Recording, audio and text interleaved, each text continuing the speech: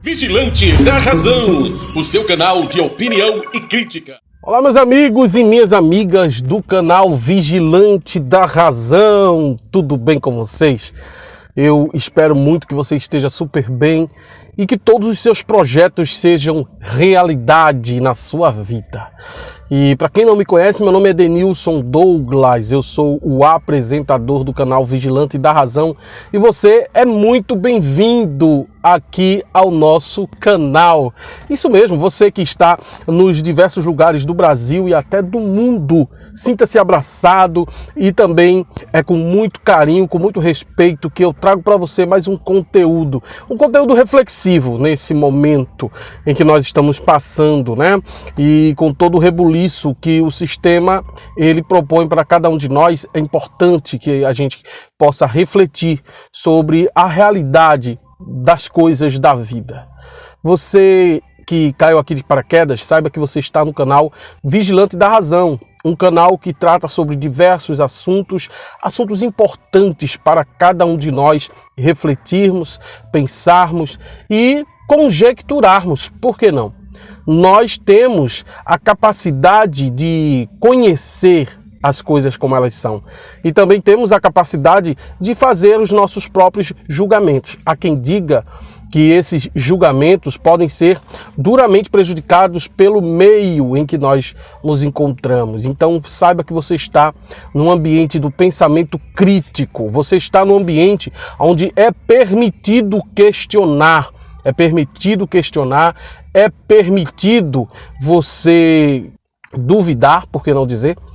E o canal Vigilante da Razão está aqui para isso. Tratamos sobre diversos assuntos como religião, política, agnosticismo, ateísmo, tudo para deixar você muito bem informado. Então fique à vontade, puxe a cadeira e vamos pensar juntos, vamos raciocinar juntos sobre as coisas da vida. Principalmente porque no sistema religioso, por exemplo, nós somos privados de pensarmos sobre alguns aspectos da vida. Infelizmente, a grande maioria dos representantes desse sistema religioso trata você como um animal. É uma ovelha mesmo. E você é privado de pensar. Por isso que o canal Vigilante da Razão está aqui para também combater estes desmandos. Claro que você fica à vontade. Se você ainda não é inscrito no canal, por favor, se inscreva e acione o sininho das notificações para que você seja avisado sempre que eu lançar vídeo no canal Vigilante da Razão. E você sabe, né? Você tem a possibilidade também de tornar-se membro do canal com uma pequena quantia mensal. Você apoia e incentiva este humilde criador de conteúdo. Se você de repente diz assim, Denilson, eu não quero ser membro não, deixa eu só sendo inscrito mesmo, fica à vontade, você pode se inscrever e o conteúdo do canal Vigilante da Razão vai continuar sendo gratuito para todo mundo, ok, gente? Mas por favor, compartilhe o vídeo do canal Vigilante da Razão, comente, gere um engajamento para que o YouTube perceba que este conteúdo é um conteúdo relevante para todos nós, tá certo? E no vídeo de hoje eu gostaria de tratar sobre o seguinte assunto: vendas de indulgências. Elas continuam, isso mesmo. O que vem a ser indulgência? Indulgência é o perdão dos pecados, isso mesmo.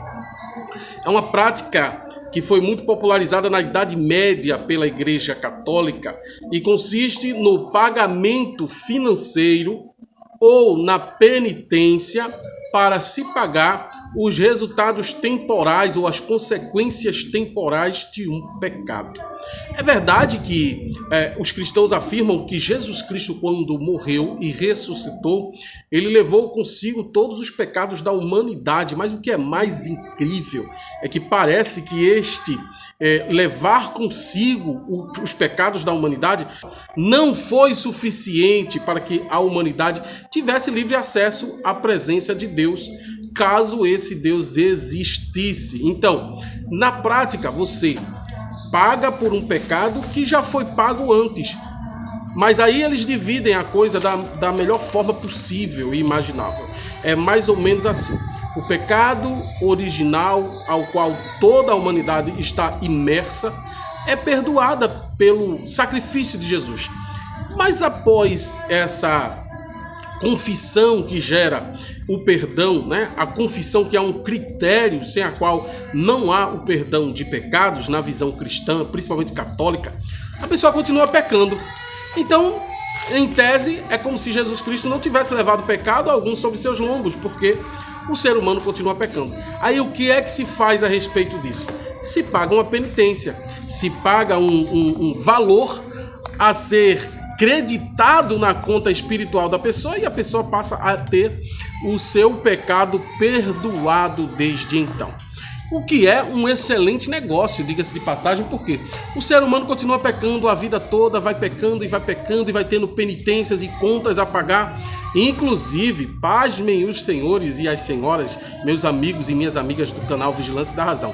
Acreditem mesmo que, para alguns católicos, até mesmo as pessoas que estão mortas podem ser beneficiadas por penitências assumidas por seus entes queridos e por seus amigos mais próximos. Na teoria, é como se a pessoa que morresse, se não teve tempo e condições de pagar o seu próprio pecado, mesmo tendo Cristo supostamente morrido por amor dele, essa pessoa pode ser beneficiada quando alguém faz uma oração, uma reza, paga uma penitência, paga uma indulgência para com essa pessoa em memória desse ente querido. Então é muito interessante essa situação que expressa a grande engenharia religiosa feita para prender as vidas das pessoas. Primeiro, essa ideia que a armateologia defende, que é o estudo do pecado humano, os atos humanos em desfavor da obediência divina,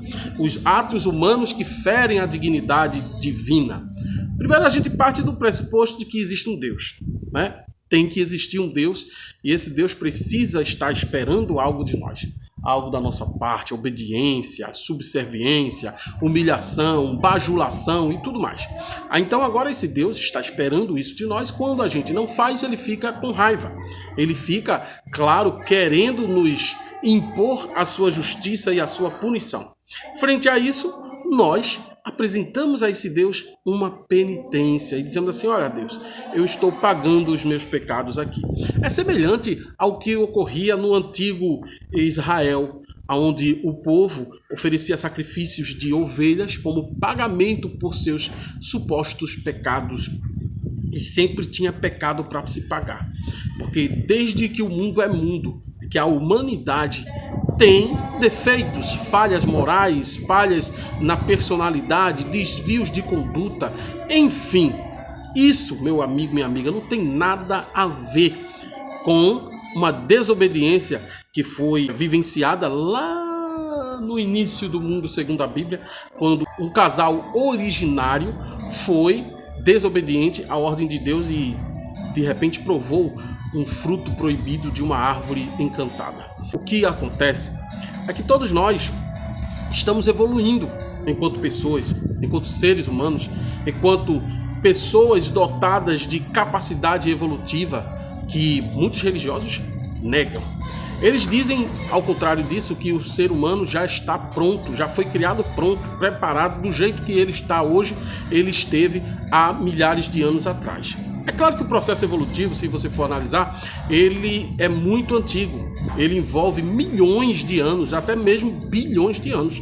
Mas as pessoas que são religiosas não acreditam. Eles pensam que o ser humano foi criado há aproximadamente 6.000 anos e por conta de um pecado, de uma desobediência, ele passou de homem perfeito a um ser totalmente corrompido e distante daquilo que deveria ser, que é a expressão da imagem de Deus, né? Eles dizem que o ser humano foi criado à imagem e semelhança de Deus, perdeu essa imagem e semelhança, embora que contenha dentro de si ainda uma essência divina.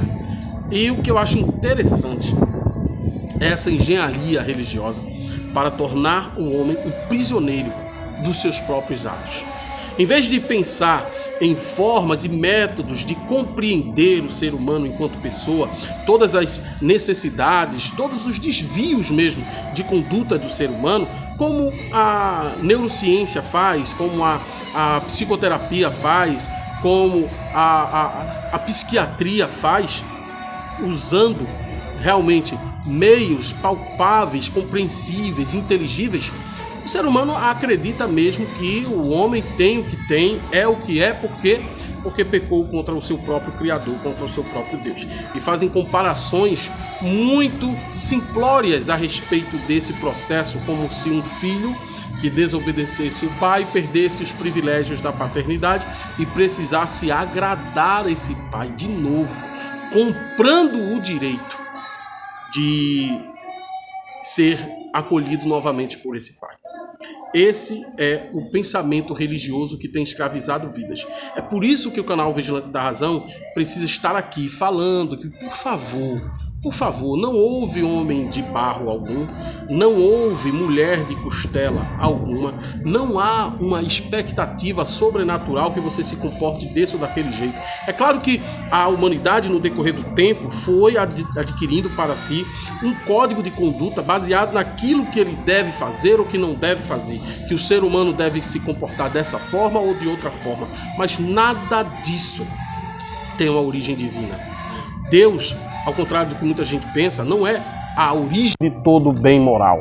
Até porque, se a gente for analisar a questão do pecado, o pecado, na mente de muitas pessoas e de alguns teólogos, é a ausência total de Deus.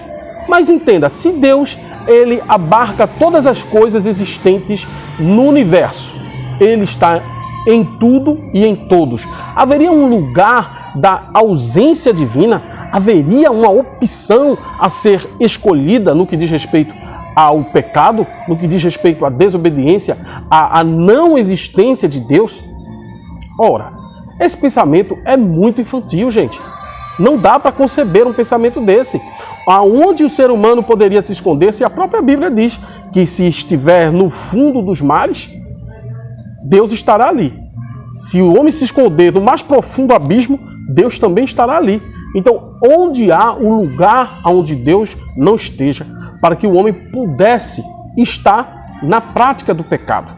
Ou, melhor dizendo, aonde foi que existia ou pré-existia a opção de ser mal, se Deus é todo o bem e estava presente em todos os lugares, ou está presente em todos os lugares? Não dá para compreender isso, não dá para entender. Aí as pessoas criticam os ateus porque dizem que os ateus não estudam a Bíblia. Os ateus não compreendem também porque não têm o Espírito Santo de Deus para os orientar. Mas os cristãos têm o Espírito Santo de Deus e estudam muito a Bíblia, não é verdade? Vamos partir desse pressuposto que os diferentes cursos de teologia sistemática, de teologia voltada para missões, para a armateologia, para a exegese, para a apologética, existem aí e formam todos os anos milhares de pessoas altamente capacitadas. E mesmo assim, há questões como essa que não foram atendidas satisfatoriamente. Por mais que eles utilizem artifícios, malabarismos teológicos, não conseguimos chegar a um consenso e nem eles chegam a um consenso entre si. Então, isso é uma coisa. A questão de você comprar indulgências é semelhante à compra de cargos.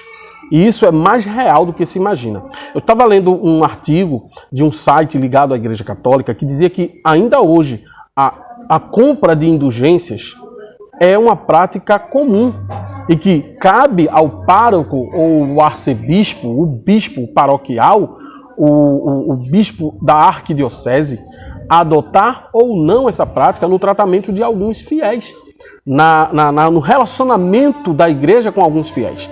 Há fiéis que, segundo esse artigo, há fiéis que têm a tendência a necessitarem de uma materialização da dádiva divina no que diz respeito ao perdão de pecados cometidos fora daquela concepção de confissão inicial. De repente você é até cristão, praticante, você vai à missa, você vai aos cultos, mas você continua pecando, então você deve indulgências. Na religião evangélica, existe um dispositivo chamado disciplina, onde quem peca, alguns tipos de pecado, deve ser afastado do convívio normal e das oportunidades que teria se não houvesse praticado esse pecado. Então essa disciplina, o camarada fica ainda no seio da igreja, mas sem ter alguns privilégios que são próprios para as pessoas que estão na suposta comunhão com Deus. É como se a pessoa pesasse a balança para baixo e precisasse ser retirada dos privilégios destinados àqueles que estejam com a balança equilibrada com Deus. Veja que absurdo. É como se as pessoas agora vivessem o tempo todo sob alta vigilância e todos os seus atos deveriam ser ou devem ser aferidos por uma entidade superior, que é Deus, e também os seus subservientes, pastores e obreiros e bispos, para que as pessoas estejam cumpridoras dos seus deveres para com essa entidade. Veja, seria mais fácil o próprio Deus se relacionar com a pessoa, fortalecendo, ensinando, mostrando o caminho que deve seguir? Mas as pessoas religiosas dizem que a Bíblia já é suficiente para fazer esse trabalho. Eu duvido muito, porque existem pessoas que têm a Bíblia toda completa, versículo por versículo, decorada na ponta da língua, e ainda assim continuam nas práticas horríveis que a sociedade condena, que a lei condena e que os próprios religiosos condenam. Eles falham naquilo que eles mesmos pregam para ser seguidos. Então, você pode até achar que eu estou sendo muito superficial nisso que eu estou falando, mas é preciso que você entenda. Não existe possibilidade alguma, sob hipótese nenhuma, de você se aproximar de uma entidade divina, de você desfrutar de benesses de um Deus que pode ser comprado, que pode ser tratado como comércio. Não existe essa possibilidade. E as religiões, elas são especialistas em fazer isso. Por quê? Porque cria uma relação mercadológica. Eles têm o produto, você tem a necessidade. Há uma demanda que é suprida com esse negócio. Ou seja, é muito comum os cristãos, os religiosos como um todo, criarem problemas para venderem soluções. Tá certo? Eles criam problemas para venderem soluções porque eles são especialistas em aferir vantagens dessa forma e dessa maneira. É semelhante a um pastor que cria um congresso onde todos os obreiros devem participar, mas a participação é paga, tá certo? É semelhante a um outro pastor que de repente conclama todos os seus fiéis para participarem de todos os eventos daquela determinada denominação, e fica de olho nos irmãos que são dizimistas, que são ofertantes, para tentar acendê-los dentro da organização a qual eles têm o domínio e a direção, a presidência, muitas vezes. Eu, particularmente, quando eu estava envolto nesse sistema, eu pude perceber. Recebi uma visita de um dos meus líderes e a primeira coisa que ele fez foi querer saber, eu era novo convertido, querer saber qual era a minha profissão, para saber aferir qual seria a minha contribuição financeira a respeito daquela organização. Ou seja, qual a tua profissão, filho? E eu falava dos meus problemas, da minha história, da minha vida, e ele dizia, qual a sua profissão? O que é que você faz da vida? Ele queria saber mais ou menos qual seria o meu aporte financeiro dentro daquela organização. É muito comum isso. Aí eu tinha um carro lá parado, que não era o que eu tenho hoje, o carro estava lá parado, e ele disse, esse carro aqui, tá bom desse carro ser usado na obra. Então eles têm interesse naquilo que você possui. Eles querem saber o grau de contribuição que você vai dar à organização dele. Simples assim. Não pense que você está sendo amado, não pense que você está sendo tratado com decência, tratado com amor. Não, não, não. Eles querem te vender as bênçãos. Eles querem que você pague para ser bem-sucedido, já que eles imaginam que a agência de Deus na Terra é a igreja. A agência de Deus na Terra e das entidades são as diferentes religiões. E você, já que faz parte, tem que contribuir. Tem que contribuir. É um pagamento. Já dizia um pastor conhecido que a salvação, veja, a salvação é gratuita, mas não é de graça. Esse foi o vídeo de hoje, gente. Um vídeo rapidinho, ligeiro, só para que a gente possa manter esse vínculo maravilhoso que nós temos e para que a gente pense um pouquinho. Não deixe ninguém colocar o dedo na sua cara e dizer que você é pecador. Primeiro, você é pecador contra que entidade? Qual é a entidade que você aceita? O Deus Javé, Shalom, Adonai? O Deus YHW? Qual é o Deus? Qual é o Deus? E segundo, se você realmente faz parte dessa instituição, prove que você realmente tem dívidas a pagar. Jesus Cristo disse que levou consigo todas as nossas dores, as nossas enfermidades, todos os nossos pecados. Em Cristo somos novas criaturas, não é isso? Se você vivencia isso e mesmo assim ainda precisa pagar, ainda precisa ter uma certa contribuição devida à sua denominação, tem alguma coisa errada nesse imbróglio todo aí, tá certo? Então, um forte abraço, fiquem na paz, fiquem na razão e não se esqueçam de se inscrever, comentar e curtir os nossos vídeos, tá bom? Até mais, pessoal!